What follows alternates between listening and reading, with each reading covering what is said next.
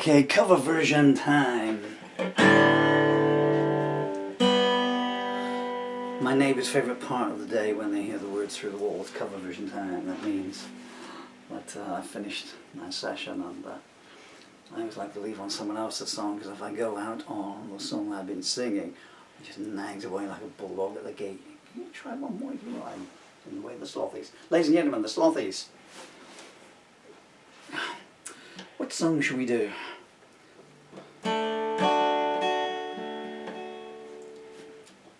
Awful sound coming out of the guitar, to be matched by one coming out of my voice. Coming out of my voice, coming out of my larynx.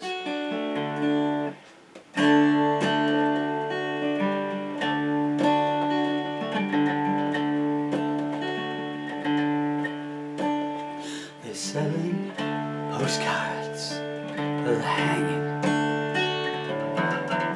painting the passports brown. The beauty parlor's filled with dead sailors. The circus is in town. Here comes a blind commissioner. They got him in a trance. One hand is tied to the tightrope walker, the other's in a stranger's pants. And the right squad, pretty restless. They need instructions on where to go. The lady and I look down tonight onto Desolation Row.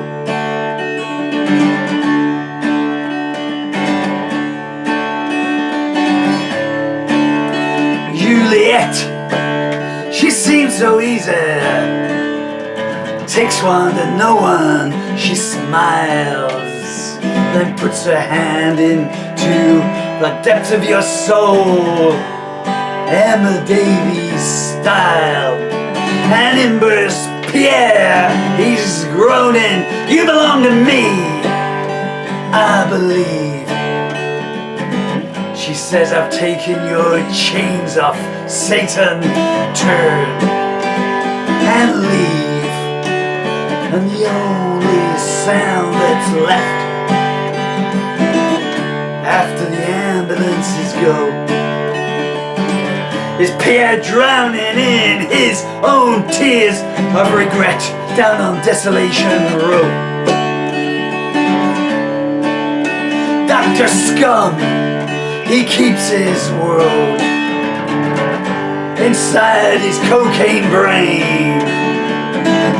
And his vile miscreant wife,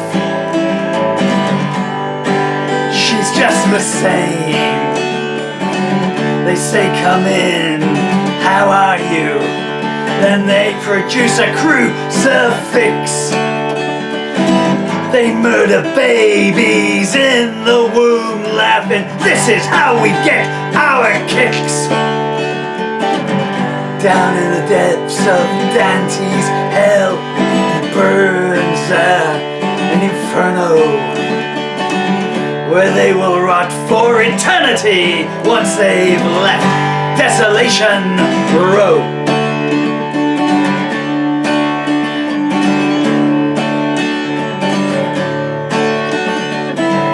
Praise be to your new government. The Titanic sails again at dawn. Everybody's posting hatred to find out which side they are on. Ezra Pound and Judas Iscariot fighting in vain for glory. They say we will live for eternity, but that's another story. The only thing you can say for certain, the saints will come to blows if you leave them all alone on Desolation Row.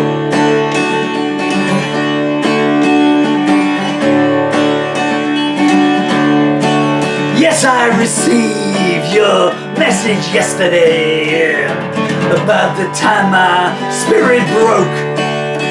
when you asked if I'd see the dawn. Was that another of your sick jokes?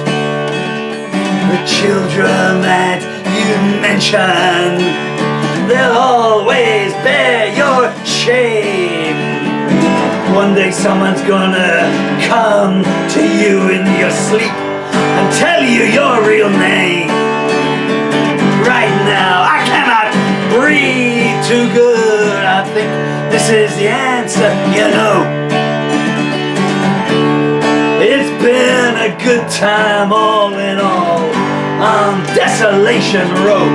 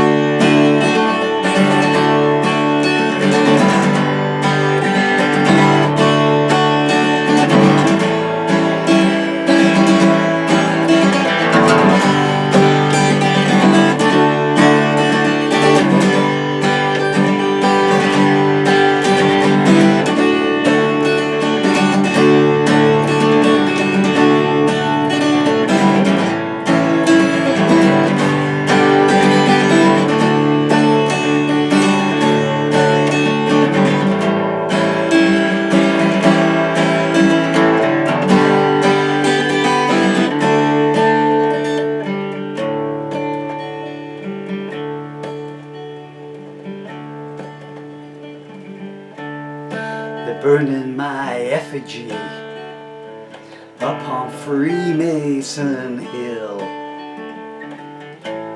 They desecrated my memory. Is that the bitterest pill?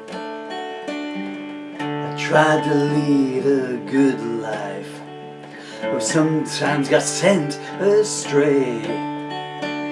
At least I wasn't as gullible, though, as those who kneel down to pray. Tell them that I love them, I know that they know. Tell them that I'm always thinking of them, even though I've left Desolation Row.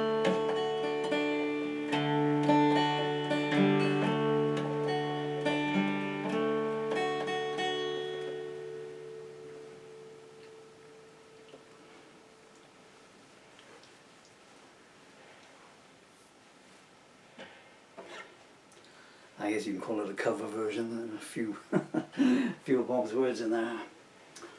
That majestic song. Shall I tell you a brief anecdote that might amuse you? I've mentioned this a couple of times before, but it's a true story, I'll tell you now. You can turn off if you don't want to listen to a boring story. Hey, how dare you leave? That's why I said I live on the honeymoon.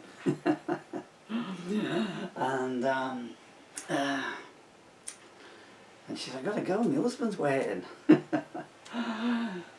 are they going? Oh yeah, so I was arranging my funeral recently. I swear this is a true story. There you go. Left there for when they find me. Funeral plan. They will collect body, including the death certificate. He died of anecdotitis. And so I just wanted it done on the cheap, you know, sort of, you know. How much? 1,500 quid? Plus VAT. And just leave me in a wheelie bin by a supermarket. And so they said, is anyone going to be there, you know, any witnesses and stuff? And I said, no, there's no one. Any mourners? No, I said, there's no one. I said, what do you want doing with your ashes? I said, I don't know, you can do whatever you like with them. I did want something a little bit rude to say, but I won't put that out in the arena. I said, do what you like with them, you know, we'll scatter them in remembrance garden, she said, you know. And she said, do you want any music? And I said, well, yeah, I do like music. I said, you know, could I have Bob Dylan's Desolation Row? oh, is that a song that means something to you, she said. I'm going to message you. And I said, no, I said, it's not, I said, it's a great song, I said, and I love it. I said, but the main thing is, I said, it lasts 11 minutes and 9 seconds. I said, in my head, I've got this vision of, you know, the two people, you know, whoever it is at your bonfire night there. So they've got me, you know, on the edge of the runway or whatever it is, you know, leading down into the fiery furnace. Well, first step on the, I think that's just to acclimatise you for where you're going to end up, you know. So if you think the crematorium's hot, and I just kind of like the idea. So I'm there and okay, you know, press a button and the music starts, you know, down it goes, you know. But the song still keeps playing, like, you know. So they sort of look at each other, leg it down to the edge of the conveyor belt, pull me back to the start while the song is still playing, you know. And they let go and dun dun dun. Cinderella, so years and that's how long does this song go for? And but then she said it's £100 for music, and I said, well, I'll just get them to sing it, I'll just get them to hum it as I'm going down. I said, the other mistake I made, I was having an MRI when they were still looking for reasons for this wastage disease. What's interesting is when they were looking for all these clues to what I had, you know, they were doing all these procedures and I was in hospital and everything. And then when it came to light that it was functional motor neuron disease, which is what the neurologist said didn't have, because he said it was going to get better, it's just a bit of leg wastage. I wish. Then they didn't want to see me anymore, so since that day they've refused to do anything to prove the neurologist wrong. But anyway, I'm going on a different avenue here. So they said, well, we're going to do they wanted to see if there was a nerve impacted on the back of my neck. You know, I shouldn't have watched that video, Juliet. And, sorry. Anyone who was in the army with me in 1978, based on RAF Chessington, you know what I mean. So I was in this MRI thing, they were doing I think she said it took about 20 minutes, you know.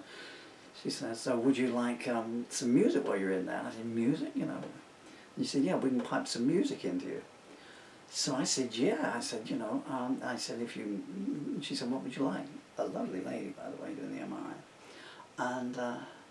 And this is a true story. And I said, well, I'd like the Sex Pistols. Sex Pistols? I said, yeah. I said, you know, you've got the Sex Pistols, that'll be fine. So imagine it, so I'm cocooned, you know, so it goes on in, you know, and said you're going to feel a warm feeling soon. I think they inject you with some liquid or something or another to make you glow in the dark or something. Reminded me of those back in the 70s, well maybe late 60s, you could buy these glow in the dark creature from the Black Lagoons, I had. And with luminous paint on the face and the hands and stuff, you couldn't see anything, like you had to turn the lights on in the bedroom to see where it was to, you know. You're going to glow in the dark? Yeah. You know, and... so, you know, so it was okay, but think about it, so you're in the cocoon, you know, and then it suddenly goes diddle-a-dun, diddle-dun, diddle-a-dun, diddle-dun, diddle-dun, and of course you can't stop yourself, you're just lying there and you just want to, I am, and you go bang my head off the wall. So trying to lie perfectly still, you know, for 18 minutes, you know, listening to the Sex Pistols, that was an exercise in futility, I can tell you. Hi to Steve Jones. I think I've talked enough. Isn't it?